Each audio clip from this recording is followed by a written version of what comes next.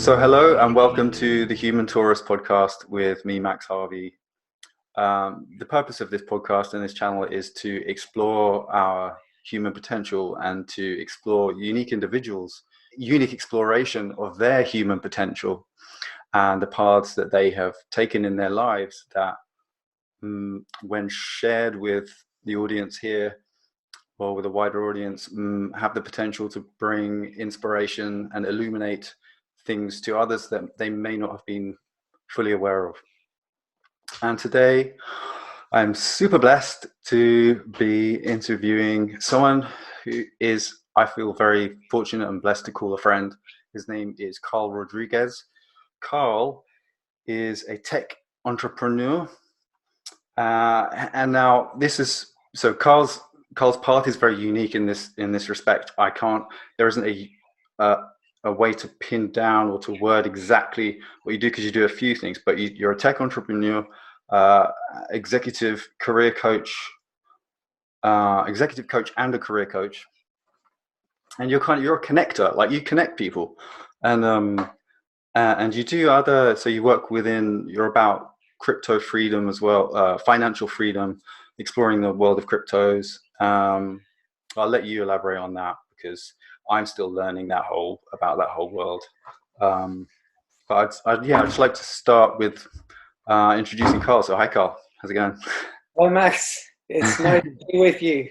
It's Awesome. It's great. These calls still, we're in the same room. So it's just thank you for that, and thanks for asking me on. Okay. No, it's an honor to have you. And so I'd like to start. I had a little think about where to start with my first question for you, and that would be about, because we met on a spiritual type of journey, or a weekend that we spent with an awesome human being, Bridget Nielsen, amazing human being, and we spent a week, 2 or 3 days with a group of people from around the globe in Glastonbury, and that's where we met. And so it was a kind of spiritually held group, and that's how we connected. So I'm curious about your awakening as a human in this lifetime. Like, was there one specific event, or what was this around the time frame in your life where you started to fully illuminate and wake up, remember the bigger picture, and all of the elements that you now have brought into your life in terms of being a whole spiritual, bring spirituality into the world practically, which is what you've done in a beautiful way, unique way. So when did that start? Thanks, Max. Yeah, no, it's a very powerful word, isn't it? Awakening. And I think I can certainly, when I hear that word, I think of certain stages, certain milestones that I've been through, which are these, series of awakenings or series of, I know sometimes we use these words like upgrades, but I think that is a useful word in the sense of just getting different, wider perspectives. So we always talk about things like expanding consciousness, and I think that's what's generally happened. But when you were asking the question, I was almost initially thinking about, well, because I know what I'm going to kind of launch into, which is probably around the period around 2009. It's about 20 years now. Is it 20, or I can't do the sum, so 10, sorry. But in fact, the awakening was a bit before that in terms of spirituality. But when I was a kid, that's when I had a connection to God in quite a conscious way. I was brought up Catholic and had quite a school that was passionate about Catholicism, let's put it that way, and a mum who was passionate about Catholicism. So I had a lot of Catholicism put into my brain before 7, which is obviously a very important period when we're just soaking like sponges. And then even when I went to 12 years old, I went to confirmation, and I was going to church on a Saturday without anybody forcing me to. It's voluntary, and I used to do it on a Saturday night. And so I always remember that was obviously a core element of me connecting to what I felt was this kind of God form, God connection. But when I really had and I can't call it the awakening, because all that stuff was already, set up in some ways. I was, so before 2009, I was going through a journey of understanding basically that I had an addiction. I went into therapy, and within that process, my therapists kind of helped me to identify, right, you've got an addiction, you need to sort yourself out, you need to go to 12-step groups, which are like, the form of Alcoholics Anonymous. And that was one of my moments where it was my non-awakening, in the sense of I was suddenly staring at all these venues for the meeting rooms, and a lot of them were church basements, for where people would congregate. And I was very suspicious at that time, because before that, I had been not an atheist. I wouldn't call myself an atheist, but I wasn't pumped up by the God that I knew when I was a kid. So I had kind of felt like, whatever the priest was saying, it just didn't quite add up. And I found myself moving further and further away from any form of connection that felt to me like God. And so when I got this non-awakening, it was like, I don't want to go there. I don't trust this. This is going to be trying to drag me into something that I spent many years moving away from. But of course, anyone who knows about 12 steps will know that one of the things about the process is it's described as, obviously you go in, and the first phase is about admitting you've got a problem, standing in front of a room of strangers and saying, my name is Carl and I'm an addict. And, that takes a certain amount of getting ready for, doing. And then after that, you kind of think, okay, well, I trembled through my first out loud share in my first ever meeting, because in those days I was very down on myself. I was in a place of non self-realization, but I knew that, I just, as always, when people come into the rooms and then they start, they're feeling pretty bad about themselves, and their confidence tends to be quite low. So I had that sort of non-awakening, but after a while, you get to this point where you think, sod it, I know I need to be here because I don't see any other alternative.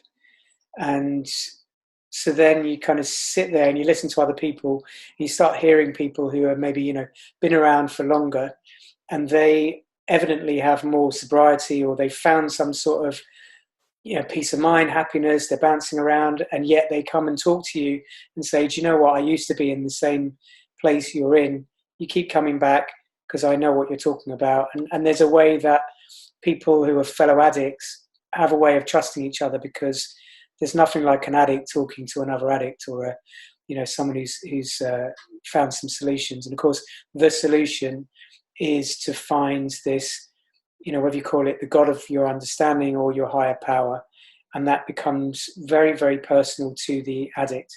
So you're free to choose whatever works for you. You can call it nature, you can call it your higher power, you can call it the rooms, the people in the rooms, you can call it God, you can call it Jesus, call it Allah, whatever. As long as you find something that you feel is bigger than who you are currently. And of course, one of the things about when people are in that state of depression, basically, people's worlds are quite narrow, and people tend to be quite self-obsessed, right? So our mind is constantly thinking about, self-sabotaging thoughts, self-defeating thoughts, putting oneself down, finding excuses out there in the outside world, being angry about stuff. So anyway, that was like an opening, right? That was the beginning of my awakening. I think the awakening then happened in a number of stages as I went through, this kind of typical, I'm sure a lot of people would understand, if they've touched on anything that feels like a spiritual path, the word surrender comes up all the time, right? So within 12-step, there was very strong theme, and it came in step 3, which was around, once you've admitted you're powerless over this addiction, then you say, okay, well, there's something, I don't know what it is, but there's something probably bigger than who I feel I am right now. And then one of the most fundamental steps is step 3, which is saying, do you know what? well, this is what I'm being asked to do, is I'm going to surrender to whatever I feel that form of something bigger than me is right now. And I'm going to do that I remember I'm going to tell you a little story about what my step 3 process was, because I think it'll be good for me to get into a little bit of a state, and hopefully I can communicate that to people listening, because I know when I tell stories, when we do these kinds of things, it's going to be my story, but people are going to plot it against their own story. And so, surrender is obviously one of these awakening milestones that we can kind of stop, pause, and just sort of, almost, right, this is what happened to me, and people can think about what's already happened to them, or what might come up in their journey. But I remember I was in my sort of spare bedroom, and I had a plant in that room, and it used to be where I'd go and pray, where I'd very consciously go and, it was a space in my flat where I'd go and talk to God, or I'd go and, just chill out and sort of meditate as well at that time. But I used to sit in front of this plant. I've always loved, and I think we had this when we were in Glastonbury, and, a love of nature, and feeling some serenity by being with nature in that way. And that plant was like a family member or something. I built a connection with that plant because I would often pray in the presence of it. So it'd be what I would be seeing while I was connecting to the divine or spiritual connections. And I used to make a point of, sometimes it was one of these plants that had a bark, and then, the things go out of the top in a kind of almost like a fountain spray. So it had lots of these things, and generally it would look quite healthy and well, but I would give it just a little bit of water to keep it well. And sometimes when I was in sometimes a lot of the process, obviously, in those days, it was about allowing emotion to come up, because once you stop doing the addiction, you're kind of stopping the things that used to be suppressed by the addiction. So, up would come the anger, the grief, a lot of sadness. My therapist told me I was going to have to cry 20,000 tears, or whatever it was. So sometimes when I was in those stages of just feeling like I need to get this out, I need to be with my emotions, but I need to feel carried, I'd sometimes hold the bark of the tree, the plant, and I would just hold it, and I would feel like a real connection. In that way, that was a divine thing as well. It was another presence, and it would be, like we have dogs, or we have this plant was going through the journey, and I realise now, it's nice talking to you about it. I knew there was an element of spirit coming through that plant, and it was there growing. It was alive, and actually, that was a very tangible way of connecting alongside the more esoteric kind of, all right, who the hell's listening to this thing that I'm saying telepathically or verbally out loud? So anyway, on my step 3, I was actually doing a process called the HOW program within the 12 step. Now, HOW program is a way of working 12 steps. It was originated in Overeaters Anonymous, I think, which I wasn't doing, but it was a very structured way of working through the steps, and you had to do a lot of sort of homework. You call people 3 times a day, and you do all these questions every day and written answers, and you get to the first 30 questions, and that meant you were about to do step 3 as a kind of like a moment in time. And I remember doing the question, which took me maybe, I don't know, half an hour, 40 minutes. And then I went and I kind of prayed, and I think there was a sense in the question even to just be with God a little bit or something like that. And so I sat there, and I was with this plant, and I remember kind of bowing my head and feeling very emotional, and having the intention in my mind that I was going to surrender. I'm being asked to surrender, and in the best way I know I can in this moment, I said yes. To, it's a bit like, when people say, I keep listening at the moment to Ram Dass, he talks about I am loving awareness as a mindfulness practice. And so it's that idea of like being able to say as a mantra, to bring oneself into the present moment. It's like, I am loving awareness, and to go into that state. And so if someone says, go into that state, and then I was just watching him earlier, and he was actually doing it for real, and his voice slowed down, and he suddenly just kind of went, wow, and he was really like, if I'm really loving awareness, like everything just feels a bit different. And So anyway, I mean, you sometimes, you pray and you say, God, I don't know how I'm going to let go of this thing, or I don't know how to surrender, but I know you can help me out here, or I'm going to do it to the best of my ability. So I surrender. And I'll never forget it, because I knew it was one of these kind of moments in time where you almost kind of go over a line. And I just felt emotional. I remember bowing my head, and I was also, to be honest, that evening, while I was hanging out in that room, I felt very confused.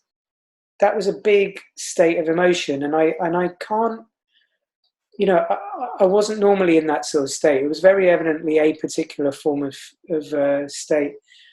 It was a combination of confusion, and then, I remember just physically bowing my head and having this kind of confusion and bowing my head, and then I probably shed a couple of tears, that kind of thing, that evening. I subsequently heard, I don't know how, these things synchronistically, you hear something about the state of confusion or something on a spiritual path. I subsequently heard that the feeling of confusion sometimes on a spiritual path can be a sign of being blessed. And I really kind of put those things together, and I know that I was pretty much putting myself in a vulnerable place. It felt like a vulnerable place, because it was a sign of me sort of getting out of my head and saying, I don't have the answers. I'm being told to surrender. I don't even know how to do that. But as best as I've got, I'll do it. And I remember, so confusion came up, which didn't really help me at the time, because it was like, well, that doesn't help, because I just feel confused now.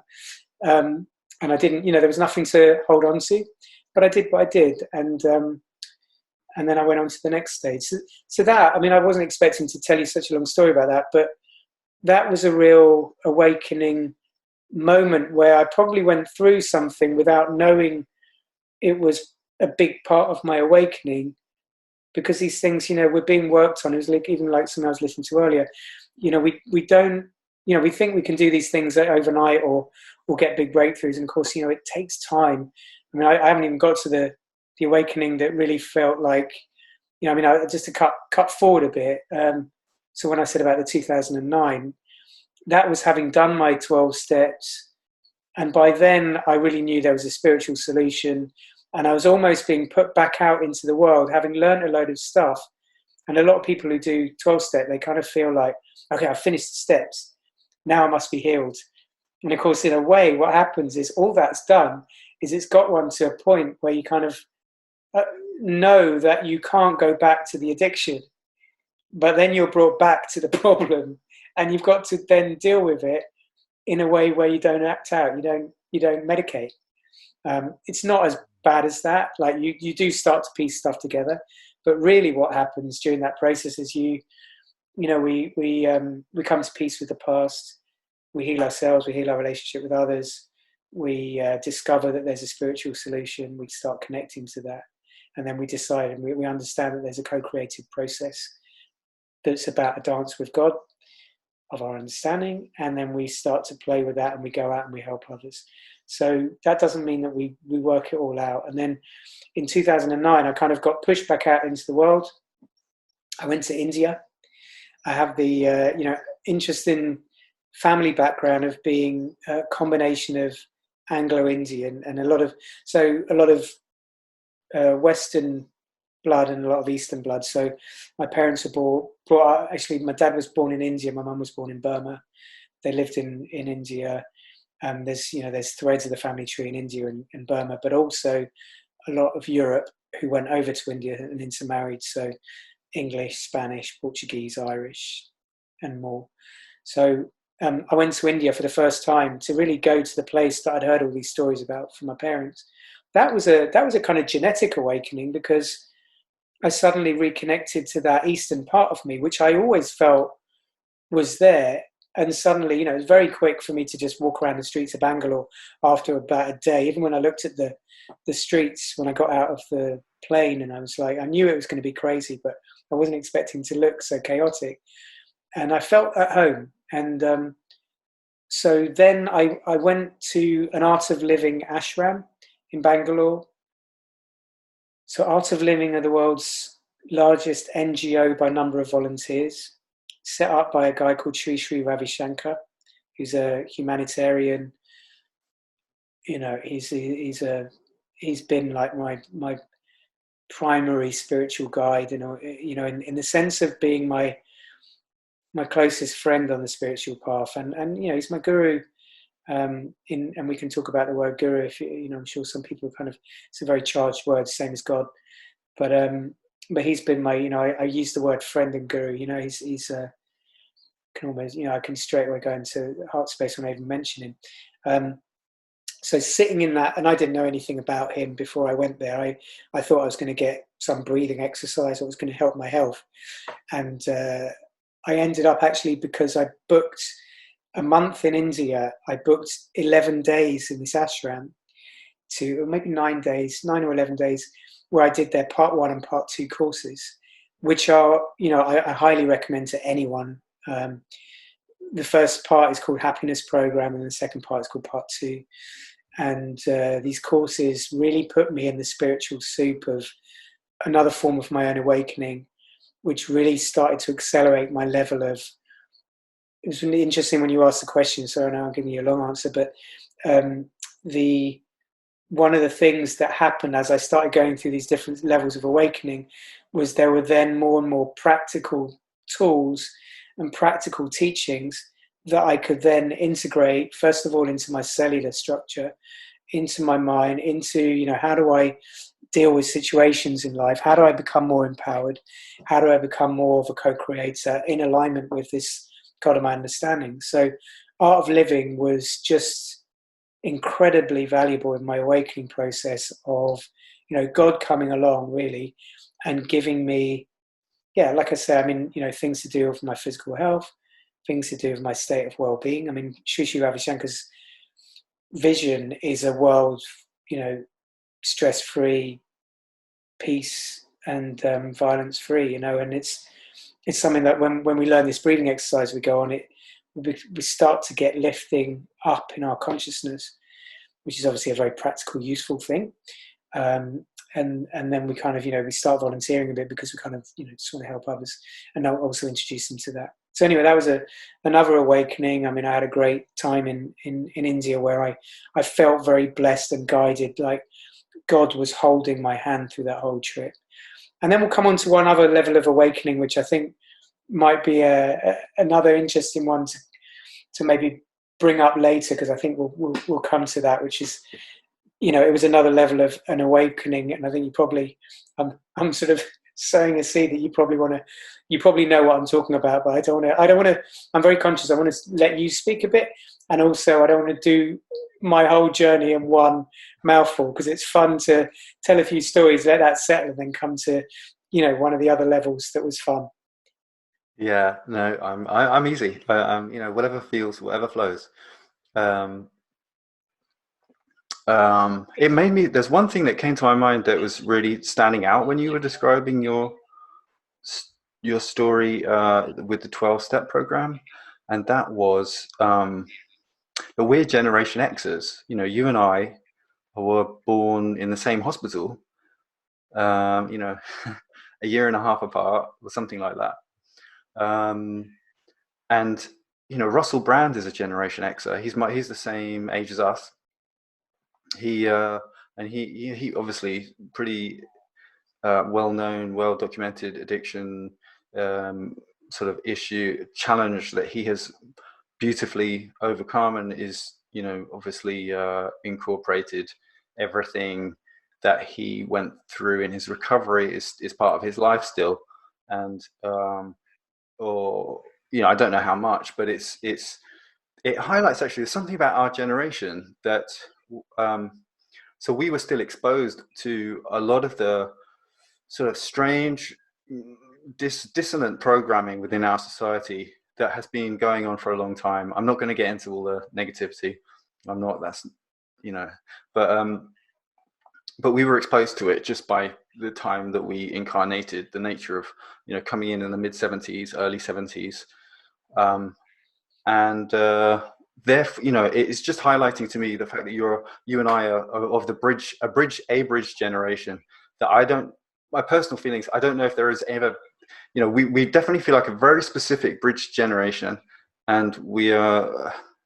And it also ties into what you do professionally, and just in general in life, is that you connect, and you're kind of connecting between the past, like not not you're just connecting, but you've alchemized, and I've done the same thing in my life. We've alchemized everything that we've experienced in that first kind of half of our lives, from the sort of 70s, 80s, into this new world that we're creating all together now through we've done the inner work, we've done whatever it took. And for you, it was the path of, initially, that path that you described, addiction. For many of us, Generation X's, we had a kind of heavy element to our awakening, those that are fully awake. And yeah, it just highlighted that, and it is unique about this. I don't want to split up generations, because that's not, once you kind of wake up, then that just dissolves anyway. So it's just all. But yeah. Was there another story there that you mentioned? What you mean about this other level of awakening? Yes. Yeah. Well, Just the other level of awakening. That's all. Just like, yeah. that's the galactic consciousness, right? Yeah.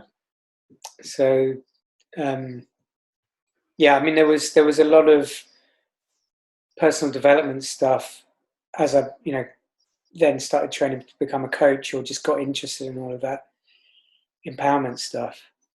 Do you want to go back into? Yeah, well, no, just that. Well, you've got there, so that's like the next phase, I guess. So yeah, and it's a much lighter. There's a much more light there, obviously, because it's galactic, but it's still kind of political in a way, because the political situation galactically does reflect Earth in a way. But yeah. So how did you awaken to that much more expanded situation? Well, I mean, so I was, going back out in the world, recovering. Every day. Once you get into the the spiritual solution of the 12-step program, and learning about empowerment, you start feeling better and better. Then I got, I was already, 20 years of doing personal development, self-help stuff anyway, before I even, got into addiction and all that sort of stuff. So I became a coach, and yeah, it became very absorbing. You go into all these things about meditation, the power of now, Eckhart Tolle, that kind of stuff. And then, you hear all these teachers who are promising, big things, right? So I listened to Tony Robbins, and he'd be like, you have it within you to make anything you want. You are super powerful, and you are this and you are that. And to be honest, I really, all those messages really resonated with me, because I think from the perspective, it's interesting when I thought about me and my connection with God as a child, and then my connection with God as I, progressed. Then what's happened to my lighting here? But anyway, it seems sunny outside.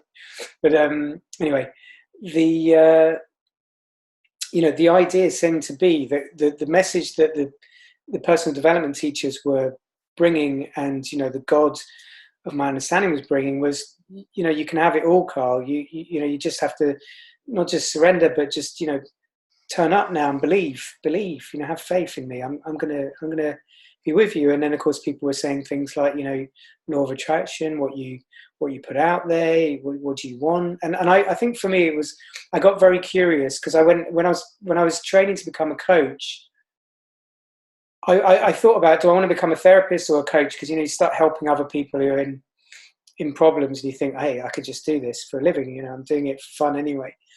And when I went on a coach training day with the company that taught me Noble Manhattan, they played a couple of video trailers of The Secret, and that was very law of attraction. I was looking at it going, wow, like amazing, like and so I got kind of I was going to say I got addicted to that stuff. I didn't get addicted to it. It was in a healthy way, but it's the same thing they talk about in Toss. You look for that knowledge. We all know it on the spiritual path. We start getting knowledge, and we just kind of like sponges. It gets so exciting. And then people get all a bit kind of buoyed up and excited and happy, and we kind of think we found it, and of course we haven't. Maybe there's another load of stages, and I know I've got loads ahead of me as well. So so when I was hearing all this personal development stuff, I was very tuned into, okay, now I can start thinking about, what do I want in my career? I was coaching people. I was also, this is the funny thing about how all these threads started stitching together, is I had worked already in emerging technology for a long time, and I was doing sales. I got interested in the web when the web started. And so I was, and I always think now, sales is a fascinating process, I find, because, ultimately, when you're a business, you're doing service and you're bringing value, and someone gives you an exchange back in return. And the better you are at really thinking through what people really need and value, and then actually giving them more than they feel they're paying you, that's a really beautiful process, and it can be combined with creativity. And then, that's something that I've always found. I've always been drawn to startups, and when they're at that beginning process, it's an amazing creative process. It's a bit like a band's first couple of albums, where they really produce their best work because they've got the idea.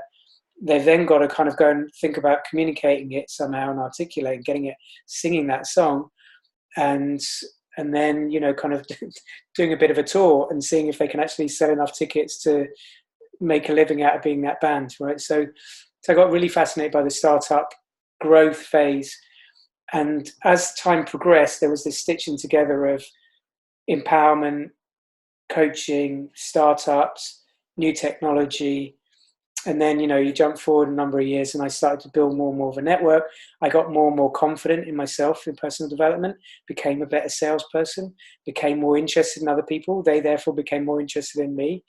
And then, it was just one of the things, because I became more and more, when I was a kid, I used to like making group hugs, right? And I used to, my dad was amazing. He used to get me and my friends out to the park playing cricket, or down the youth club. We'd go to the park. And I think I learned that from my dad, was this idea of bringing people together in groups. So I built a membership community at the Open Data Institute. In more recent times, I've built a startups network. So I bring a lot of, small businesses, but also big businesses, to help them. I work on a number of different innovation programs where it's about the big companies know they'd like to work with the innovators. And the innovators know that the big companies have big budgets and more stable.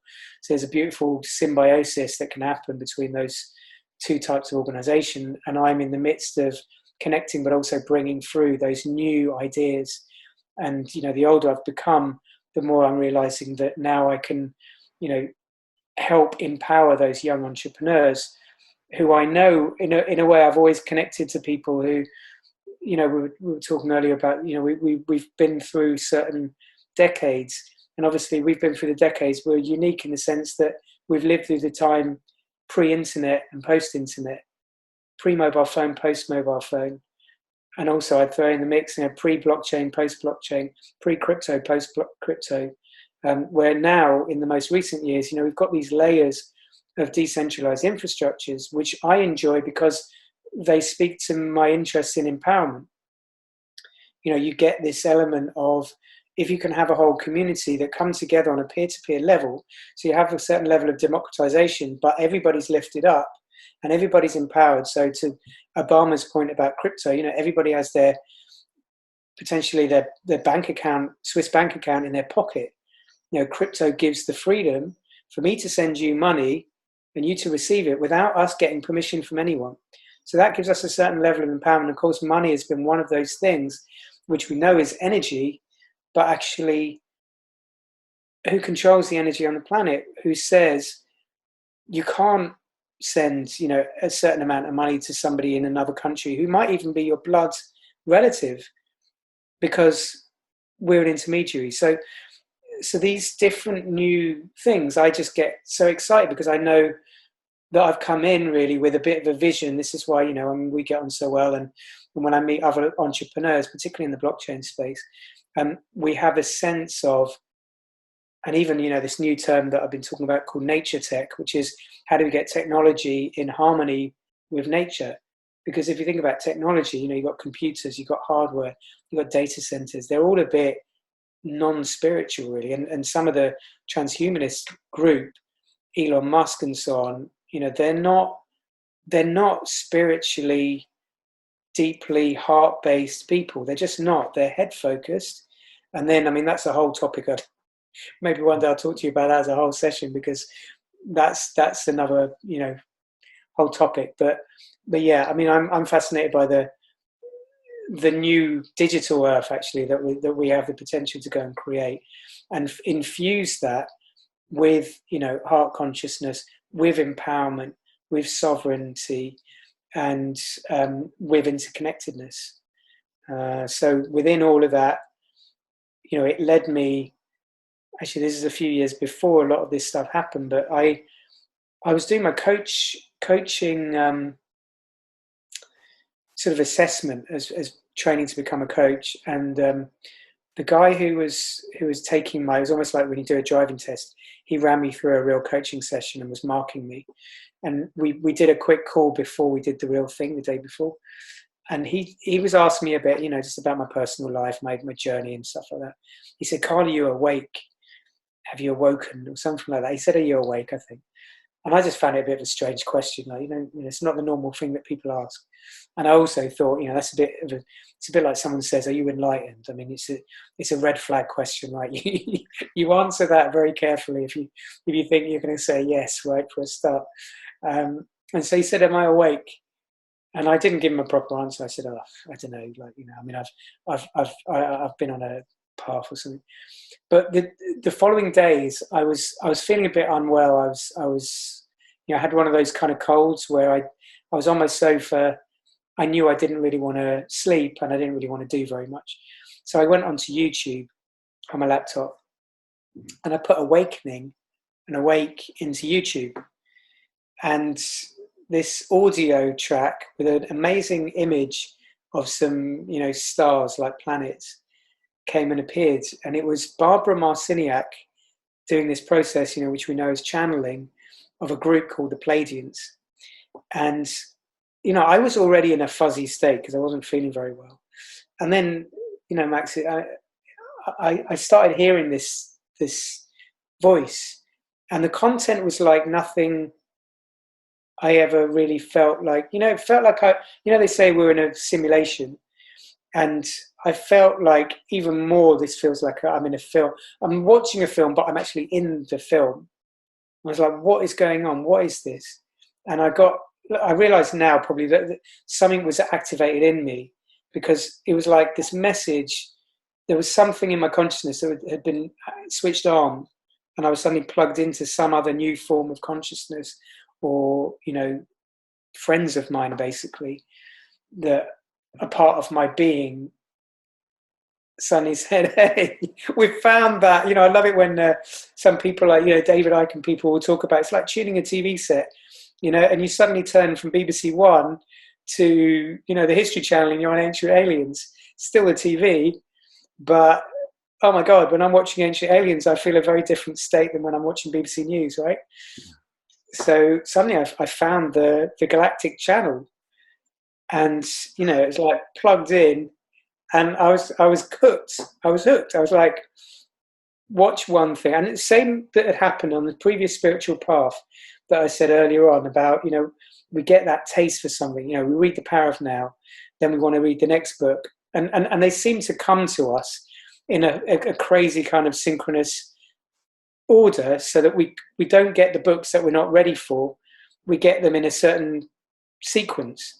Incredible. I'm sure everybody can relate to that in terms of anybody's on a spiritual path. We know we somehow just get excited and curious, and we find, and when we look back at our bookshelf, we kind of go, I don't know how I went through that, and it feels so right for us, and yet we don't know where these books, how they suddenly came into our lives. But for some reason, I'm just going to articulate this, because the word "Be Here Now" by Ram Dass has just popped into my head. I'm just going to articulate that in case anyone ever wants to have a fun book on the spiritual path. That's been in my consciousness for the last few days. It's maybe just look up Ram Dass. He was someone, we were talking about being a bridge. He was someone who went before us in the 60s and 70s, and brought, a lot of Eastern spirituality to the West, and was such a poet around, almost singing spirituality. And he wrote Be Here Now, and that's a wonderful book. Anyway, so I got these Pleiadians, and then the fun thing was, okay, give me more of the listening. Then I found a teacher in London who was doing workshops called Solara Anwar, who lives in Ibiza, I think, still now. She was doing workshops. So then, what became physical was that I met people in the same way we met over Bridget's retreat. I was meeting people there. So I was thinking, okay, I'm not completely on my own planet here. There's a bunch of other people who are excited as I am about this stuff. There must be something to it. And it felt very, anyone who's listened to Abraham Hicks, they're a classic one of, it's a channel group. It's just a channel consciousness.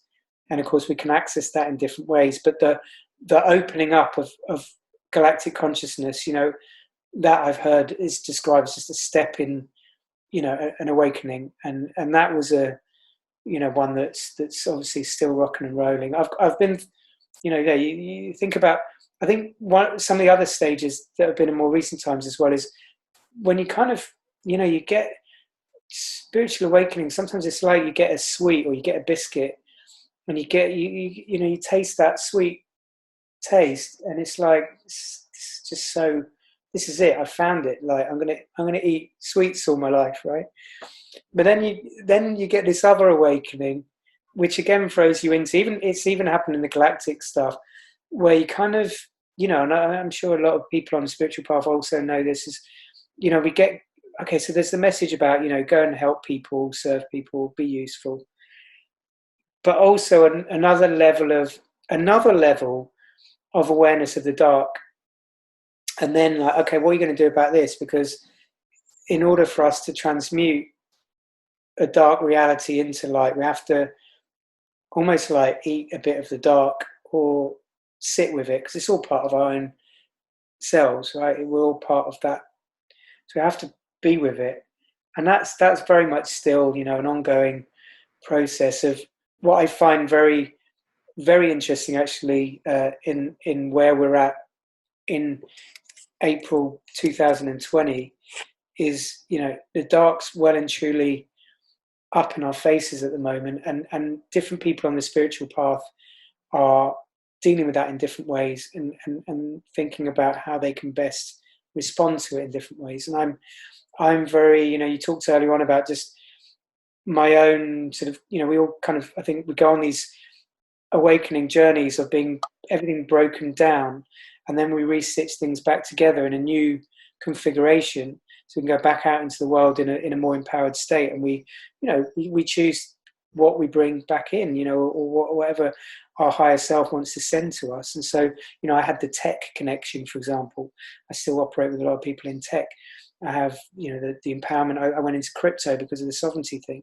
That's not obviously the only place you go if you're interested in sovereignty. I voted Brexit, for God's sake. I'm just going to throw that in as a bit of a grenade, just in the context of this, because I know some people in the spiritual path will be very pro collaboration, very pro love, very pro, a lot of what the EU represents is collaboration. Let's work together. And yet, and I completely buy into those. But I voted Brexit for sovereignty and an understanding, when I say about the darkness, that unfortunately, there's a load of well-meaning people in the EU, but unfortunately, at a certain level, the EU was a system that is still being run by people that I feel need to be, removed from those positions if we really want the love and the collaboration to be effective.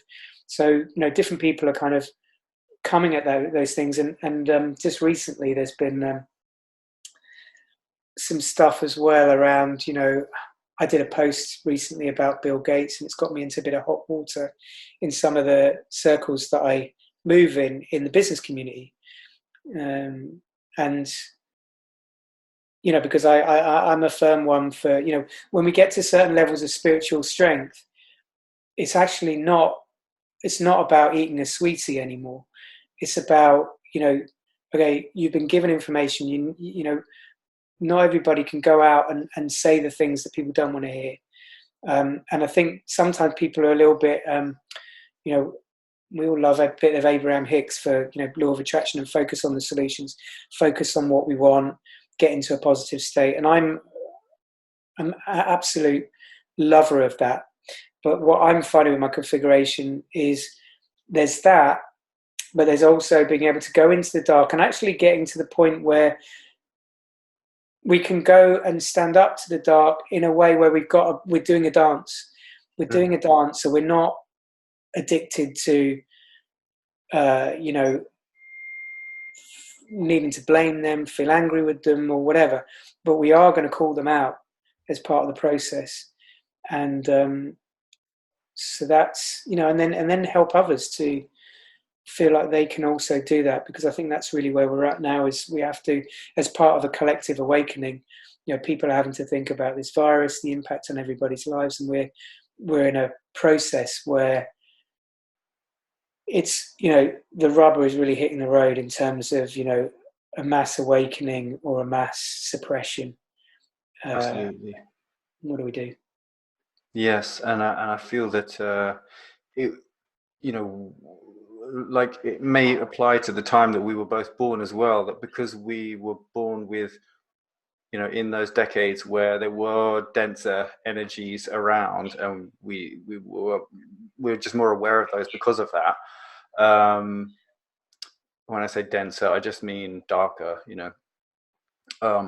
That well, there is not a responsibility, but it's like you could use that word, but to face it. If it's at this point in time, we know that we're going through the eye of a needle, and in a sense, we're birthing, we're coming out into a new world, and we're creating it as we're birthing ourselves, and therefore the dark and the light are here. Ooh. It's crazy. I know. I'm watching it as you're saying it. I'm not interrupting. So the darker and the light are here, in illuminated, clear, in total clarity, in a pristineness that they haven't, or acuteness, clarity they haven't been before, because of the place we're in, as a species on the planet, with the energy of the planet, which is unique in itself, which is transmuting, and the galaxy, and therefore that's all refracting out throughout the whole universe. There's something awakening within us that just snaps on like that, or it depends, it doesn't matter when, but it's just it's I feel the same as you, that there are points over the last few months in this particular lockdown situation, or COVID, whatever it is, it's I'll just say COVID-19. We facing the darkness without reacting. We don't need to react. We just, and we can dance with that. It's just a dance. Yeah, it's a dance, because our natural wisdom and everything we've embodied in terms of self-empowerment and DNA activation, inner exploration, the intellectual side, the energetic side, everything, it's all now alchemized into a very potent, possibly the most acute, most, I don't want to use the word important, but we're now in a place where that really matters, as far as facing, just looking head on at the dark energy that is sort of, and just saying, no, we don't agree, it's not welcome anymore. And but we have to, it's still an exploration for us how we do that. But I think we're almost, a lot of us, it will just happen. It's kind of just happening. We're not making big mistakes with that, because we know how sensitive and how powerful and potent this moment is for us all, for all of us. Yeah. I love what you said. It made me, because it really helped me flesh out also this idea of the dance, right? Because I don't know if you've done 5 rhythms dance before. I'm sure some of the people who hear this maybe they have, maybe they haven't. Five rhythms dance is called like a moving meditation. So you basically go, you have a teacher who'll play different music, and it takes you through. You have to just basically let your body move in whatever way it wants to, but they take you through what's known as a wave. So there's 5 stages to the wave. I always get them in the slightly wrong order or whatever, but it's flow, lyrical, flow, stillness, staccato, chaos, and stillness. And so you kind of, you go through these phases where you're starting slow and you get into some sort of flow state, but actually it builds, and actually you go into this chaotic state where you literally don't know what you're doing with your body. I mean, it's been hilarious when I used to get into the chaos. Chaos was my most interesting phase of it, because I would then suddenly run out of, our normal ways of, moving or responding. And then eventually you kind of like, you're knocked out and you kind of calm down.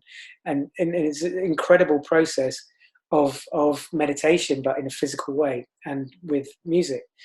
And what it's made me think of is I was watching a David Icke video the other day, and one of them, he had, it was just one of his kind of, daily little update things rather than one of his big sessions. And he was showing a film from probably the 70s. Interesting, keep coming back to the 70s and how we've lived through that time.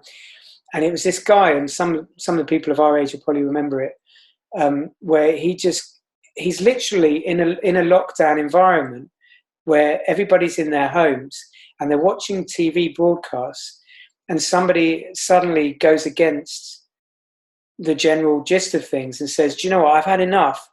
I can't take it anymore. And he says, I'm going to get out. And he goes to his window and he starts shouting to the street. He said, I've had enough.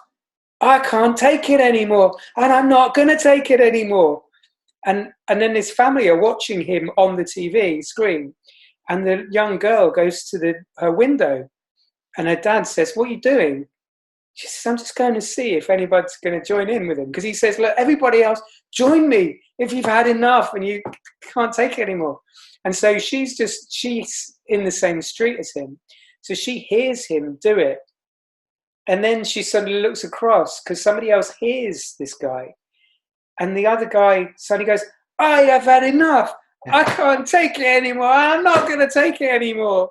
And then, of course, in the same way that everybody bloody doing this, everybody was doing, I'm not going to take it anymore, right? And that is what, it's about what form do we then materialize that in our, this is this is what I meant about, awakening for me. It's not about a sweetie anymore. It's about what are the, because, and actually in relation to the dance, I think within the different phases of a dance, there can be a moment where it could be anger, and it's about shouting in somebody's face, a bully, basically. I mean, look, let's get real about this, Mike. Do you know what I mean? I can feel it coming up, so I have to just sort of say it, right? This is what's known as letting the flow happen, isn't it? That there's this thing about how we as a group, our peers, our friends, our business associates, our doctors, even our local politicians, or people who are in our circle of, who we interact with. We're very aware of how we respect each other and how we interact with each other. Meanwhile, there's a circle of people that are part of our reality, and actually they're having an impact on our reality, that we don't speak to, that we don't even know what they look like. They're faceless. And yet, I know, if I speak personally, a lot of my decisions or my thoughts, if it's about sharing this post on Facebook or doing this talk, or what do I say, even like what do I say with you right now, it tends to be, and probably rightly so, it's always in relation to, I don't know who is listening to this. I have to surrender to a certain extent in who will listen. But, I know it'll probably be a bunch of people that we probably know, right? But, or, similar, but, and beyond that. But what I'm getting at is that there's these people who are the ones who are really, the puppet masters who are actually keeping us all in lockdown, who, in a way, we think about less when we're doing the talking or the posting, and of course the whole thing with this. There was a great video I saw recently. It was a clip from A Bug's Life where you got these ants and they're being bullied by the grasshoppers, who are much smaller in number, but they tell the ants they're a piece of crap, and they're just workers. And the ants, eventually, one little ant sort of says, I've had enough. I'm actually, you don't respect us. And I've had that physically with certain people in my life in the past, where you get into certain bullying situations, you stand up to them, and there's a whole energy thing that happens, and you work through it, and you go through that phase. And after a while, I've had it with certain people. When I don't back down on that energetic level, eventually they escalate. But then when they realize I'm not going to bring myself down, and this could be I'm in a state of anger for sure. It's a state of fear and anger. So I think this is one of the things about spiritual, where it's a bit, people want to avoid fear and anger. But actually, I think as part of a dance, there's a moment in time where we have to literally go through that. I agree. And then come out the other end where we're not cowed down, and we can then do a dance with a big smile on our face, because but we have to do that, rather than, I think a lot of people I sort of see sometimes where we're kind of holding back constantly, and it's because we're saying we want to be, if we're saying we want to focus on the solution, that's fine, but sometimes the solution is getting out to the window and saying, I've had enough, I'm not doing it anymore, and encouraging anyone else who wants to join in to do that, and not have to get everybody to do it, but we do our bit.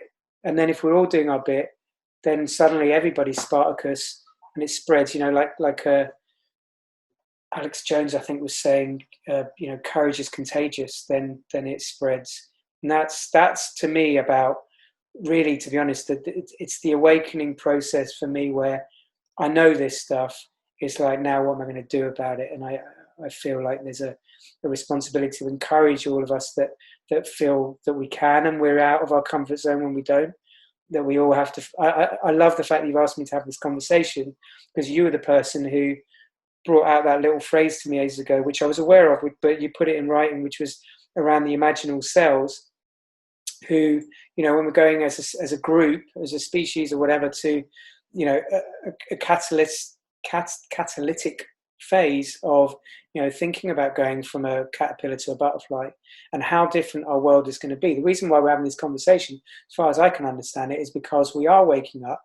We want to talk about that and put those vibrations out and support and inspire other people along their journey. And, I'm certainly always open to, people who want to pick my brains on something in relation to their own, experience and what might be their next stage. But, how do we, as a group, come together, the people who have, because we're doing this because I think we have a very strong sense of solutions and where we could go if we just get through this fear, anger, and shakeout phase. And what I heard about, actually, it was interesting. Someone recently, I shared your words, and she came back to me and she said, yeah, apparently what happens in this phase is that the actual organism, the caterpillar, is going through a lot of toxicity. You probably know this. And so the toxins are there. And so if you imagine all the other cells, they're feeling toxic. And so, they start attacking the imaginal cells. And it's very important at this time for the imaginal cells to actually find each other. Yes. Because otherwise they'd get killed. I know if I stand up on my own and say too many things, I'm still holding back here. We know we're kind of going a certain point with this. We can always go further, but I'm going so far today. But it's like, we need to find each other so that we can get stronger and stronger as a grid. And then the rest of the cells can see that this is a real thing. It's not just loony bins. Mm. And some imaginal cells, we are imaginal cells, yeah. And we're human beings. We're infinite beings, but we are serving the purpose of those imaginal cells as a great analogy, basically, for light workers.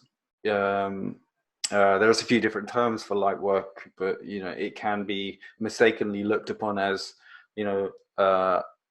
taken too lightly. But it's a very unique path, and some people, some light workers will have had taken a few blows in their early life, and they may have fallen by the wayside. And nature is approximate, and it's never completely precise. So some people, but it's going to be a tiny percentage of us that will have done that. Will have sort of lost the way, tiny weeny, and then we've all lit up and connected across the globe. And thank God for technology, even though technology is deeply polarized.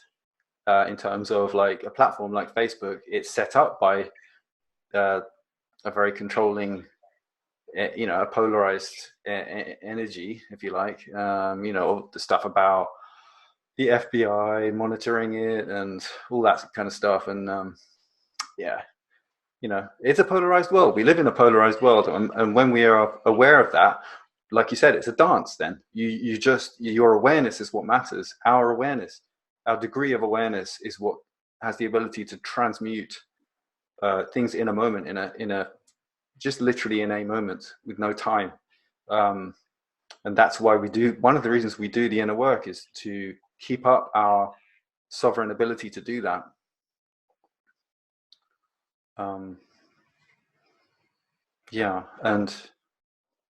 And so cryptos is an interesting. I'm moving off that into the financial freedom. I didn't think about it, but it just popped in right now, because this situation. Now, I don't know much about cryptos. I know that financial freedom, freedom is extremely important to me and to a lot of the type of human that we are, or everyone, hopefully, because it's our nature. So yeah, it's not exclusive. It shouldn't be. It's quite the opposite. Yeah, can't believe I even entertain that. But so do you have any? What are your thoughts on the COVID-19, the lockdown, the state of the market right now, and how people can positively take advantage of that with the intention of freedom? Yeah, there's a few elements to that, isn't there? I mean, and I think that when you said about why wouldn't people go for freedom, I think there was probably a reason for the wobble there, because a lot of people don't choose freedom. Like, I mean, they say they do, but actually, there's so much information about, even if you just put it in terms of the most easy way of absorbing this, there's self-help books aplenty in a bookshop to say how to, heal the body, or how to, make money, or how to recover from addiction, or how to meditate. It's all there. So if people aren't choosing to go and learn something, then the internet has everything. It's all the information is there, right? So people evidently are, and I think even within all this situation now, I remember this guy Mark Passio, one of his slides, he was talking about. There was a great quote from a guy who was basically saying, that there's so much information out there that people will find the information to support whatever they want to believe, right? So if you've got stats now about COVID-19 or whatever, you can prove either side of an argument for sure, in terms of what's going to support you and make you feel like you've got a story that's plausible to say. And that's enough to then, feel like you don't need to really question the change your mind. But in terms of crypto, I mean, I think there's two elements to what you're talking about, because what you were saying is about, how do we, if we're focused on the solution to this issue, I think there's two sides to it. And I think we were actually at the point of actually articulating the solutions around what I've been talking about before, and we didn't verbalize it. I was thinking I might or might not. Please go for it. Yeah. No, yeah, and then you've brought this in, and I think this is a good way to then articulate it. It's like, okay, so let's, you know about this, and maybe some people out there will know about it, but in terms of the the level of mischief going on the planet, right? So there's big problems that we're facing. Crypto is fascinating from the perspective of, it is one path where you can see that, okay, if people start to lose faith in the dollar, and you get to a point where central banks, we already know that this is factual stuff, where the Chinese have put a lot of time and effort into developing their own digital currency. Nation states are thinking about digital currencies. That's coming. So the population, if you imagine that playing itself out, you've got the population at some point going to realize, okay, money's going to become more digital. Once they have an option of a nation's currency issued, say, I don't know, Bank of England, Chinese bank, or maybe there's a collection of countries that produce one or whatever. People are going to be facing this choice of, okay, so now they're going to get in their mind a little bit more familiar with the idea of digital currency. And then, as what happened with Libra, people were like, okay, there might be a Facebook coin. That validates Bitcoin a bit more, because now I've got a choice. Do I want the Facebook coin? Do I want Bitcoin, or do I want one of the other cryptocurrencies? At that point, Bitcoin suddenly becomes a bit more credible in a lot of people's minds, because it's suddenly a valid alternative. And if people don't like Facebook, they'll at least look at Bitcoin, whereas before they wouldn't look at Bitcoin. Now, again, if you got to a situation where oil is of a certain value, the dollar is at a point where, with all this printing of money at such a level of borrowing trillions of dollars in the States, and obviously there was already a ticking time bomb there, then people don't have to go very far to think about the scenarios of, if unemployment is at this level. I mean, even I was listening to someone the other day, and they were saying, this level of unemployment, this level of, okay, so we're going to have, universal basic income for a huge proportion of people, but then they will be told what to do. They will be, deployed basically to go and, do whatever the state feels needs to happen in order to maintain. So we start going down a communist state kind of scenario.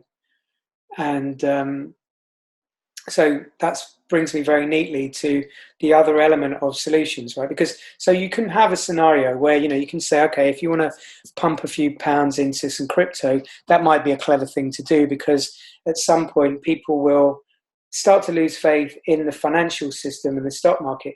And we have seen in the early phases of stock market moving down, people also remove money out of Bitcoin. And as people lose their jobs, or as people get more and more scared by the financial system state, they might also take some crypto out, because that's all they've got left in their, store of values, savings or whatever. So crypto might go down, but also if you think about, with all these things, obviously the benefit is you've got a global situation. So the numbers game becomes, there's a lot of people and there's a lot of institutions that can start putting a bit of money into Bitcoin, almost like a hedge. But if you start adding that up on a collective level, it goes in a certain direction rather than in another direction. And there's nothing to stop that gathering momentum and becoming again credible. Now, if you then have a situation where you have this communist style universal basic income, okay, you've got, in order to, because of course, what seems to be on the roadmap for some of these nut jobs is, I said nut jobs, but I said it in a kind of calm way, right? So, and that's, I'm deliberately giving them a kind of easygoing name because they're a bit nutty. So, in that path, then these digital currencies of the nation, if you then get, a removal of cash, and you get contact tracing and people being told, well, I posted something of, personal development teacher the other day on Facebook, and I got a little message from Facebook telling me that I had posted something which the full fact checker had said, which is a charity, said is fake news. So I got this message from Facebook. It didn't take down my post, but it said, we know, it's you can describe it as whatever you want, but I think we all know that's minor intimidation. And or it could be that, could be construed as that. But what it also is a demonstration of is this kind of tiptoe effect that we've been seeing, which is that now banning that person potentially off the platform, but then never mind banning the big personalities, but the people who like those things could be banned in the future stages of this.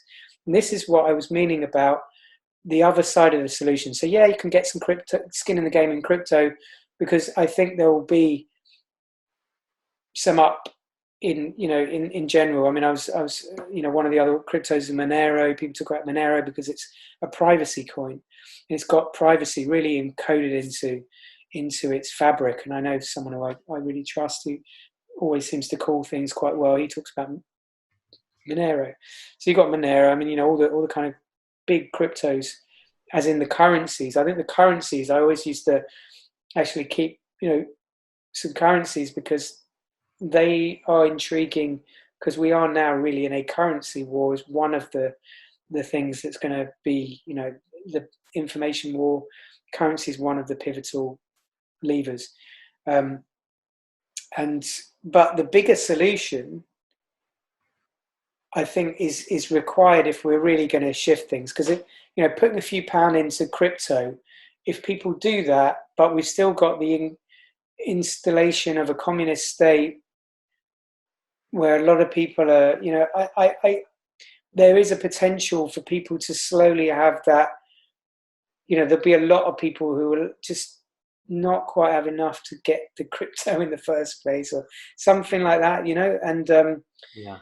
And I mean, obviously people talk about things like the Hunger Games Society, and there's a whole, that's another session in its own right of, everybody knows about the 1% at the top, but we're already in a situation now, we can really talk about it, unfortunately, in real terms, where there's already like a massive group of the population who have applied for effectively benefit that isn't going to cover their normal costs. So what do they do? I mean, intermittent fasting, I mean, what are people going to do? And that number could grow.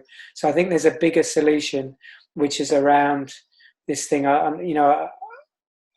about when there are certain moments in time, it's about how are we going to shout out of our windows and encourage each other to do that. I feel and I'm going to spell something out, just as an example of this, because I think it's very easy to talk in theoretical terms, and sometimes nothing happens then. I've mentioned a couple of, names earlier on. I mean, again, I'll mention David Icke, right? He is someone who, is so thoroughly researched, and I think he's bringing through information that, he's been decades in the making. He's been, way before we were born, he was doing this stuff, right? So he's been through having to really, talking to someone about him, and people remember him in the 80s and laughing at him and thinking he's crazy, and they don't know what he's doing now in terms of researching information. So, but he's doing his third interview with Brian Rose now. They're planning 1 million people to watch that stream on, I think it's the 3rd of May, live 1 million people on the stream. They've been kicked off YouTube. They're doing it, they've crowdsourced some money in order to fund the stream. And this is my way, really, of giving an example of, I'm putting myself out there knowing anybody could watch this. And, like I said, I'm standing up and saying, well, this guy, I'm on the record saying, I think it's worth watching that stream, and encouraging, maybe there's going to be one person who might do that, who was already, a bit on board, but now might actually watch the stream rather than not.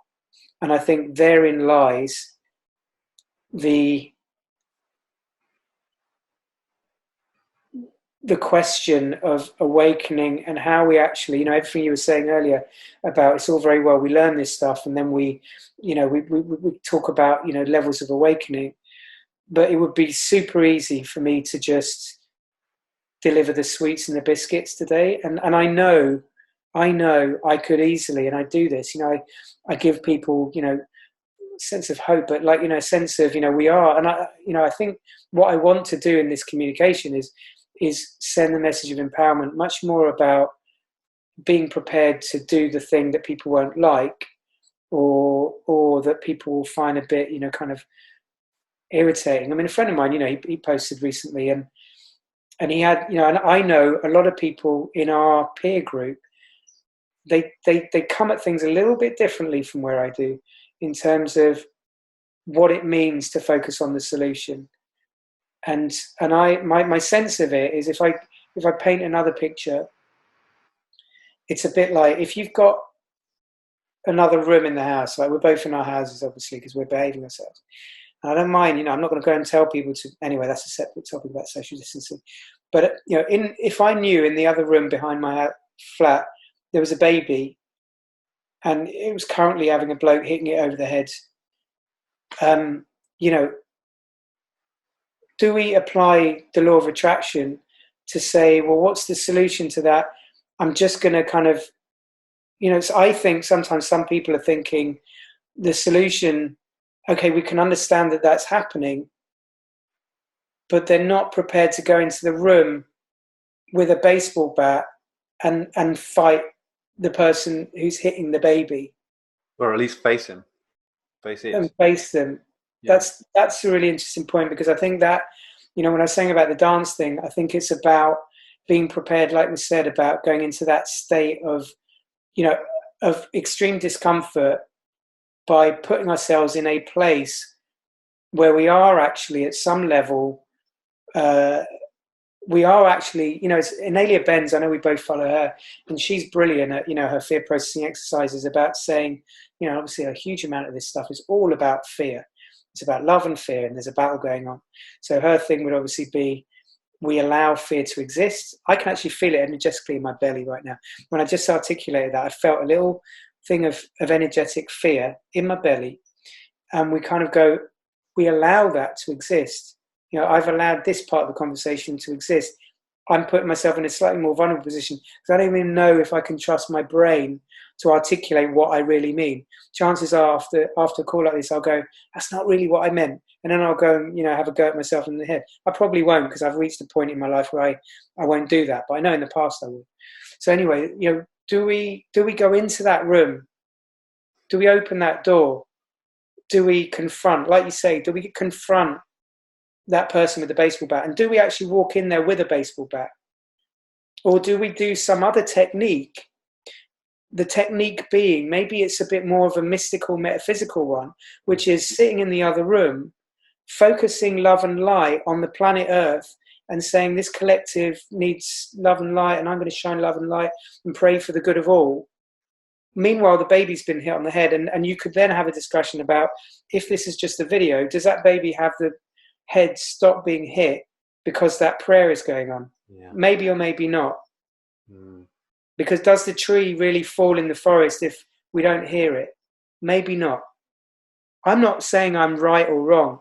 I'm saying, based on what I've learned so far, I feel compelled, because I see it all around me. And I'm going to be very blunt about this, because this is really, Max, this is the bit that I feel like, if ever I'm saying something and putting it out there, this is where my spiritual being useful feels a bit like it's something I'm being given the opportunity to articulate, is that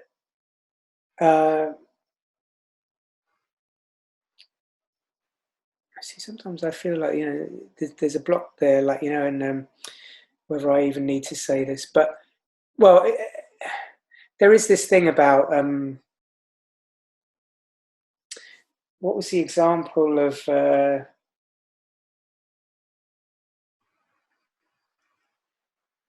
anyway. The guy and the baby?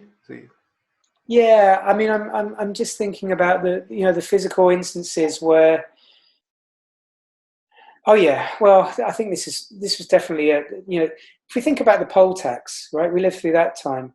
The poll tax came out, and it was evidently unfair. Everybody started talking about it. Everybody's having to pay the same amount, depending, didn't matter how much you were earning. And everybody suddenly went, and this is before the internet, and it was before, mobiles and everything. a collective consciousness decision happened in the UK where everybody just went, I'm not having that. I'm not. And somehow the word went around, just don't pay it. Just don't pay it. And then there was that issue of like, people were getting the letters from the courts, just don't go to court because there's enough of us not going to court. Now, that's what I'm talking about in terms of, and then there was a riot. Now, I don't know whether we needed the riot or whether we didn't, but the riot was a part of, Thatcher got kicked out relatively soon after things like the riot, right? And the riot was certainly one of those moments. I would suggest it was one of the moments in the dance where maybe there was an element of that, where there was this is very difficult territory where you kind of get into the idea of righteous anger or something like that, and it can be a very slippery slope. And I don't even have an opinion on that in some ways. People have to make up their own minds. But I would suggest that the idea of people deciding to not cooperate with the poll tax by saying, I'm not paying it and I'm not going to court, was possibly, I'm just putting this out there, it'd be good to hear what you think, is the equivalent of at least walking into that room and standing in front of the person with the baseball bat and then seeing if that's going to be enough, maybe even calling a friend and a neighbour and enabling actually that's probably it, isn't it? You get your mate, you go 2 in there, and pretty damn soon, particularly if you've got 5 people on the go, that is going to stop. And that, I believe, my friends, I feel like that has brought everything I've been saying to a message I feel on a personal level is really what awakening is about for me right at this moment in time. I completely chime and agree. It's about collaboration. When we connect together, we are the potential, our potential for change, positive change, but through whatever we need to do, is increased. Just it's hard. I don't know if it can be measured because it's like just two people together are not just 2. They're many more than that because there's a few ways you could look at it, but just like we've got our ancestral lineage. Each individual has an ancestral lineage, and also incarnating at this point in time is a lot of us are really supported by those lineage, by our ancestors, going back and forth in both directions, because they know that this is a really crux time that we're alive in right now, and so it's a biggie. But yeah, that totally agree. You go in there and you face, and we have the body as well. Like our body speaks. Our body will give us, our heart will start beating fast. Our emotions will rise, or expand, and suddenly we have to act on something. But then it's being part God, being part, however we were created as a species. They say it's the Syrian race was our fathers, the Anunnaki was the mother race. So we all have, ET genetics, but we also have earthly, you could say primate genetics as well. And, that initial rush of reaction in a situation or response coming out of the body as a sentient being must be honored, but also that's when our mastery comes in, and it has to all happen in a moment, and this is what separates those who have separates people, as to the type of human that they are. How do you react in a situation like that? Can you tamper that, or can you be with that primate element of yourself as a godly being as well, and just not react, just face without reacting, face it, and bring your energy, bring our energy, because our energy, if you stand up to a bully, sometimes just the act of doing that, they disarms them. They don't know what to do because maybe they haven't experienced that. but then again, you never know. You just gotta step out into the unknown. I need to adjust this light a bit. And it's amazing, the light and the dark in your hands. And now, yeah, I think that there's a big thing. This collaboration thing, it's been amazing for me to get that realization, because they talk a lot about the Hollywood films. They're all following that same structure of the hero's journey, and when you got dark, it looks like it all is lost, and then actually the hero finds loads of other people to collectively go and sort out the problem.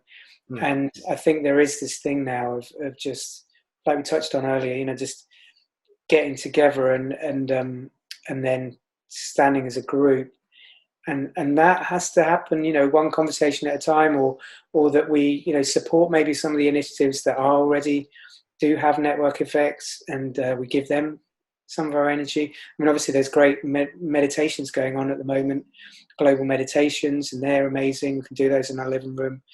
And, on an energetic level, I'm sure there is, like, to talk about the Abraham Hicks kind of, contrast thing, there's such a lot of, contrast being that thing of like knowing what we don't want, that automatically then creates what we do want in the, if you think about it as a matrix or a video simulation, that then gets created as a possibility. And all we then have to do is kind of connect to that vibration of the solution. So I 100% honor the idea of being with the solutions.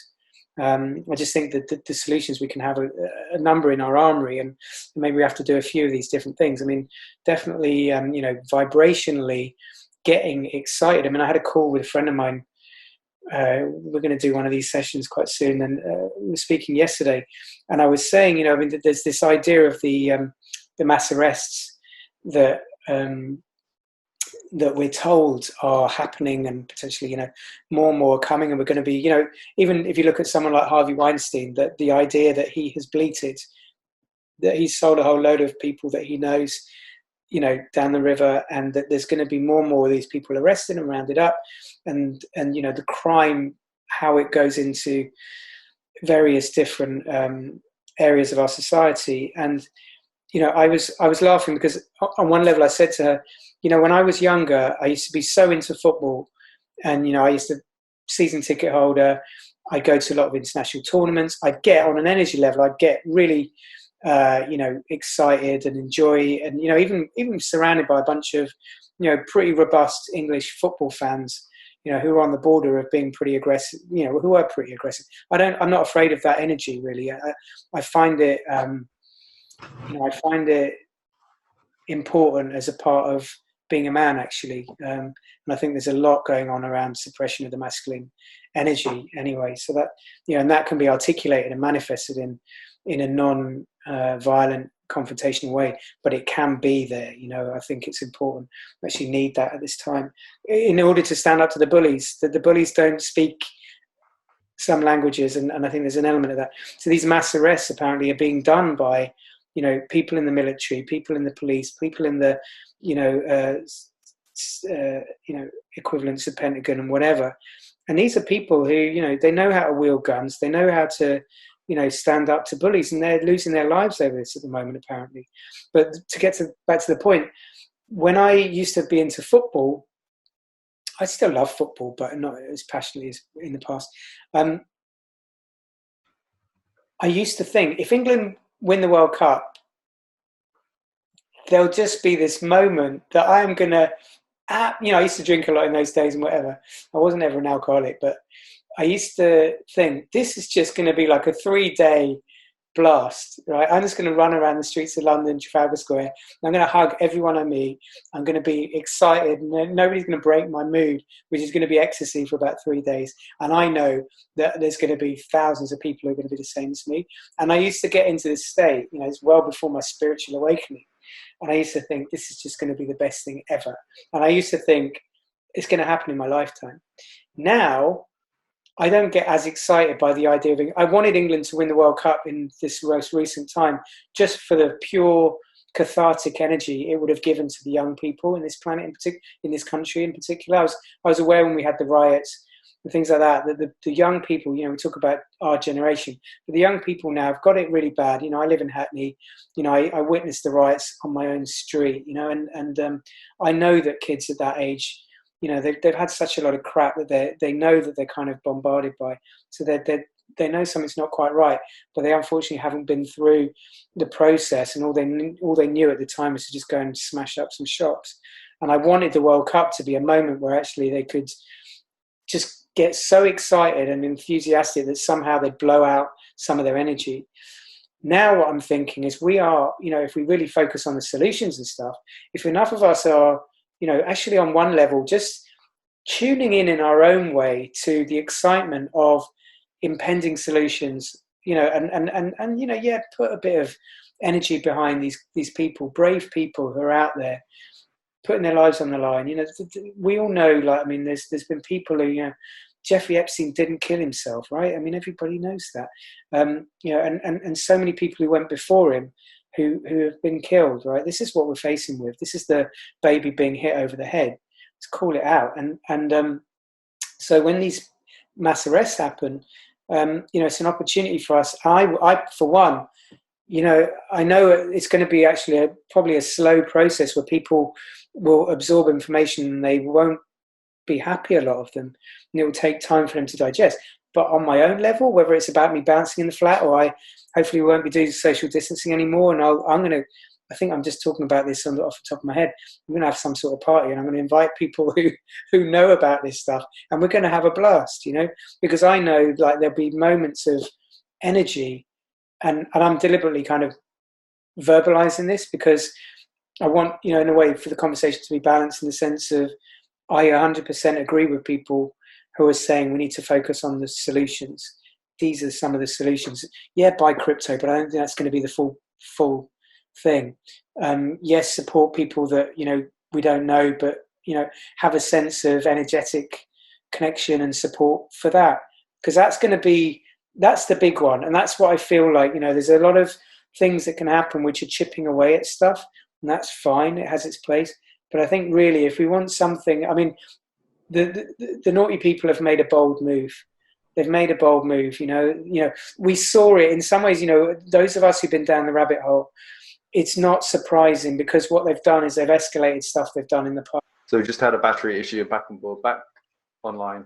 And we're going to wrap up, but I just wanted to ask as a last question or a last ponder, we're going to be coming out of lockdown as a species in a way no one knows how or when, and at what rate, and what no one knows really what the process is going to look like, and in terms of coming back out into the world.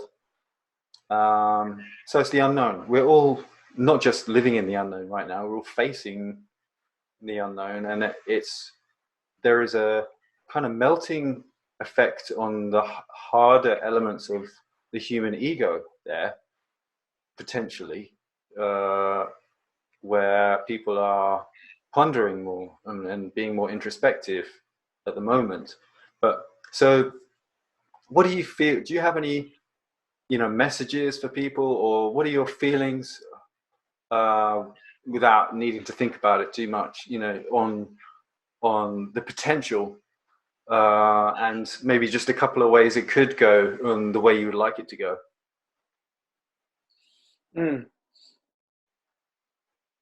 Yeah, well, I think it's unfortunately on some level, you can almost see some of the more negative or unfortunate things that potentially could unfold as the next step. So,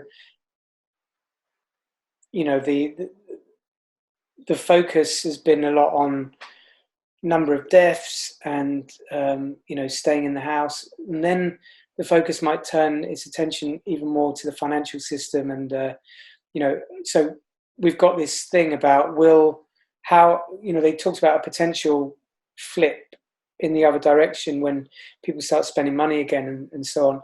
What happens if that flip up isn't as much as we kind of want it to be, or what happens when people really start understanding and drilling into the level of unemployment, or things that could happen, will that, so there is that path. There's the path we talked about, which is the mass arrests, and even that could be a slow burn, or there could be big moments. I mean, let's be upfront and blunt about what potentially could happen with the mass arrest. I mean, I'm hearing that there could be a period of a few days where, I mean, it may even not be needed, where certain things like internet and phone going down, or whatever. It looks like there are a lot of arrests that potentially are happening now. But the idea has been described as like this TV show almost, that would be put on the TV for 8 hours in a loop 3 times a day, that people would be exposed to all this information about what's been going on, and the corruption on the planet. Now, I find it interesting in the sense of, when we think about focus on the solution, I'm very aware, I mean, one of the things we haven't talked about earlier was, I remember when this whole thing hit the fan, what it felt like was, it seems like everybody suddenly, you hear about timelines, right? So people could be on different timelines, they're having different experiences. We all know we're all kind of like having our own like movie that we're seeing. But all of a sudden it felt like, oh my God, everybody's in the same timeline. Everything's suddenly compressed into one situation where everybody's living through it. But I was very aware, okay, I trust enough in the concept of law of attraction that I remember like wanting to just tweet and say, law of attraction is still fully operational. So we might be experiencing this as we are all sitting at home, or we are all like, not able to get our shopping as easily and all of that. But and I think a lot of what I've witnessed in the last few weeks is everybody adapting to a similar circumstance and doing that in different ways, right? Some people are getting very anxious. Some people are very, very upset. Some people are doing loads of help and they're going out in the community and doing shopping for old people. Some people are, focusing on whatever their business is. And, obviously a big mixture of all this. We're all thinking about our families. We're doing more phone calls. So there's an adapting period. But with the, the idea of this kind of video and that could lead to, this moments in time where you can't unlearn certain things, and people will. I think what I mean by all this is I sometimes have kind of gone into, on my own level of awareness, they say, I was listening to something earlier on, it will happen if you believe it can. And so, on my own personal little movie that's going on, and then how I go into other imaginal selves and we all collectively believe this thing. I did it last night when I talked to my friend. I was going into the awareness of how amazing it'd be if this thing happens. And even if I can't visualize the TV suddenly only having the one channel, I'm finding that a little bit difficult. But what I can do is I can feel the vibration of a big mega solution coming, because I feel like we're on that trajectory. And so that state is mine to choose or not. It's mine to choose all the other little things that are going to go on through a day, which contract I'm going to get or work on, how I feel during any state of any given moment in any given day now going forward. I think as we go through lockdown, release, or whatever it is, we've still, I don't know, I don't have obviously all the answers on what you're saying, because I think it's part of this thing of the moving, shifting of, Boris Johnson, I've constantly sort of like looked at him over the years, and particularly when he became Prime Minister, and I'm still looking, we sort of get a bit kind of into all this stuff, and we think, is he clueless? Is he super smart? Is he just one of these, that he answers to other people who tell him what to do, and I think, when he started, there was this state apparently of a bit of bewilderment, because, he didn't want to shut everything down. And then all of a sudden there were these models that were put in front of us, which were, there's hundreds of thousands of people going to get killed. We need to do this, this, and this. China have managed to solve it. Therefore, we need lockdown. And then afterwards, it was like not as bad as they said. And so then, but they managed to get it in. And I think, Boris was, I still, anyway, I don't need to start talking about my opinion on Boris Johnson, but I think, the reason why I brought it up is because I think, it's dependent on all of these different things, but fundamentally, we've got our own law of attraction. And it really, again, it comes down to this thing of how do we apply spiritual principles and teachings in a tangible way that makes real difference in our lives. And the way to know if we're doing that, in my opinion, if we're doing that effectively, is what are the results in our life. And I'll be, hopefully, this is coming from a place of humility. It's like I've been learning from different teachers and then applying these things, and have seen some amazing success in my life in different phases and stuff. And I've gone through, talk about entrepreneurs and stuff. It's not been a straight line up. The thing behind me is just like one straight line. It's not, when you go into business and stuff, sometimes it goes down and then it goes back up and stuff. But what I'm seeing is I'm seeing synchronicity, I'm seeing patterns, I'm seeing evidence of what I generally apply. And actually, what's happening with me in my own world is I'm finding that there's a huge load of activity that I do, which is fun, sowing seeds, leading to great things and leading to big positive impacts on the world. And then there's other things that I sometimes, spend some time on. In fact, a contract that's just sort of at the moment, like in a state of flux. And it's like, is that really, the energy of where I'm finding with stuff? But it's a limbo, kind of, I don't want to use the word limbo, but it's, it's not all set in yet. It's not all, it's being calibrated still. So I think this lockdown phase, I think if anything, if I've got a message about it, is it's obviously there's having a respect for what collective is going through, but fundamentally it really does come down to what our inner state is and our intention, right? So however someone's feeling, if we put out the intention that we're going to find the answers that we need, that we're going to, set a big vision up, and then have some sort of level of connection to it without needing to know. The mind wants to know all the steps involved. You have to put that away. It's like, but what we have to do is keep coming back, almost like we were saying earlier on, the mindfulness thing of I am loving awareness is a mindfulness practice. It's like keep coming back to certain visions that feel, there's a great thing called the Ikigai, which I'm sure a lot of people will know, but you can look up Ikagai.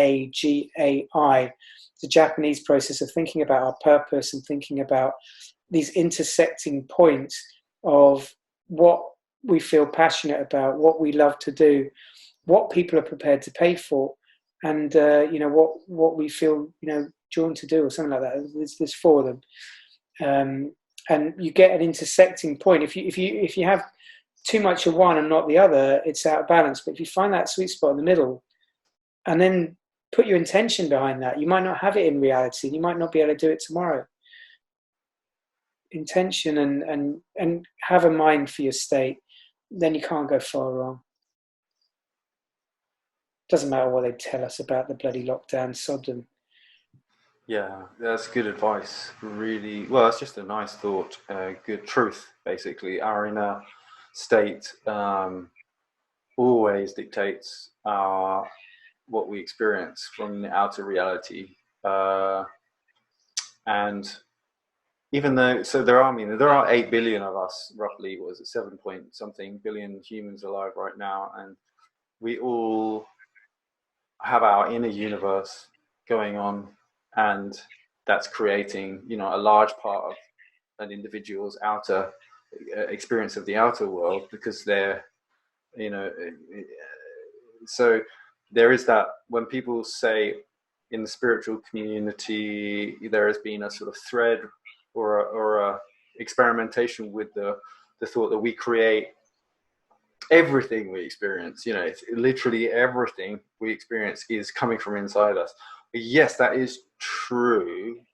And now probably more than ever, that is the time to experiment with that and to really get the feedback with that, with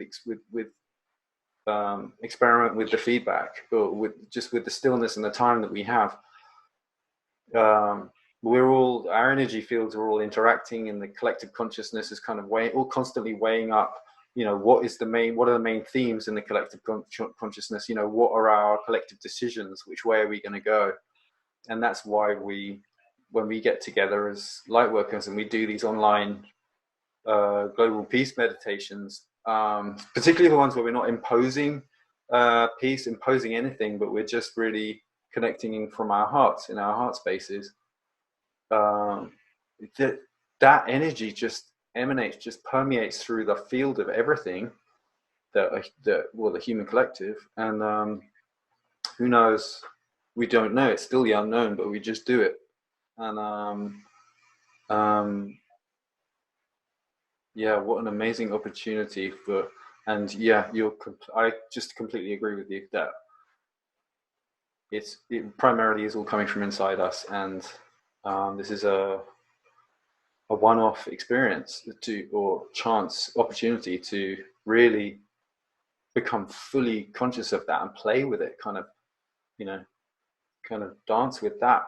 As if you're on your own, if we're spending hours on our own, why not just switch off all the negative interrupting media and just listen to the inner universe and just kind of dance with that, experiment with that, just listen to it, tune in with our antenna to wherever we want to go, whatever we choose to experience. Yeah,